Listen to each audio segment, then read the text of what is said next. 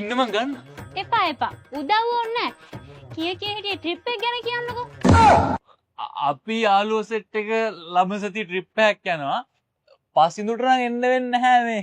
සෙම කිව්වා. ෂෝක් බොරුව. පසින්දුට සෙම නෙමෙයි පසින්දු කියලා පසින්දු ට්‍රිප් එක යන්න එපා කියලා.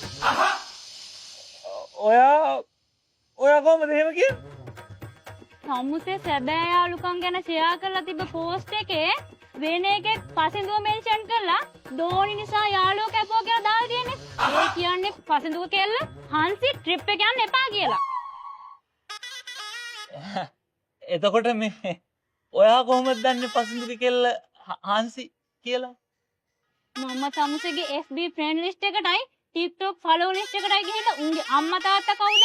ගෙවල් කොහෙද? උන්ගේ ගෑනු මිනිස්සු කවුද කියලා ලියාගෙන තියාගෙන ඉන්නේ. ඕවට එන්න එපා. සමාජ මාධ්‍ය පරාදයිනේ අකෝ දෝණි කැල කරු දෙමු.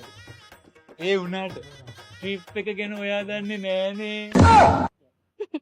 ට්‍රිප් එක යන ලොකේෂන් පික් කරගත්ත යාළුවෙක් TikTok රීපෝස්ට් කරපු එකකින් 3:31. යමු කියලා අදහස දුන්නේ සම්මුසේ. 4:02 ඒකට දාපු කමෙන්ට් එකකින්. ට්‍රිප් එක ගැන WhatsApp group එකේ හැදුවේ 4:20. මං ඒක දැක්කේ තමුසේගේ යාළුවගේ හොඳම යාළුවගේ හොර කෑල්ලගේ WhatsApp ස්ටේටස් වලින්. මා ගැන මට වඩා සෙව්වේ නුඹමයි කියලා මහත්මා ලියනගේ කිව්වට අදනේ හරියටම තේරුණා. තව දෙයක් ට්‍රිප් එක ගිහලා කොක්ටේල් හදලා බීලා තන වැටලා මට ලැජ්ජ කරන්න එපා. ඔක්කොම හරි. ඔයා කොහොමද දන්නේ ට්‍රිප් එක ගිහින් අපි බොන්න ඉන්නේ කොක්ටේල් කියලා? කිසි ප්‍රයිවසි එකක් නැහැ නේ මට කියලා. සම්මුසේගේ ඔෆිස් යාළුවා පළතුරු කඩේට ගිහින් ෆොටෝ එකක් දාලා තිබෙ දානේ බාර ගන්නද?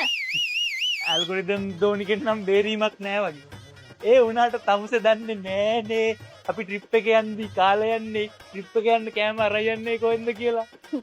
ලෑන්ඩ් ඔෆ් කිංස් එකේ ඉන්න බූරුවා හැමදේම ගණන් යන කාලේ රුපියල් 1000ට අඩුවෙන් තියෙන සෙට් මෙනු ටිකටයි කොම්බෝ ටිකටයි තමුසේ ලයික් කරලා තිබ්බේ. ආ සෝෂල් මීඩියා වල ඉන්නවා. ඕවා දන්නවා මාත්. ඇල්ගොරිතම් දෝනි මගේ account ටිකක් තරම් තමුසෙම තියාගන්නවා. මං නොකිය හිටියට ඒ වගේ පාස්වර්ඩ් මං ළඟ තියෙනවා. තියෙනවා නම් තරහ නොවී මටත් දෙනවනේ. මට පාස්වර්ඩ් මතක නැහැ.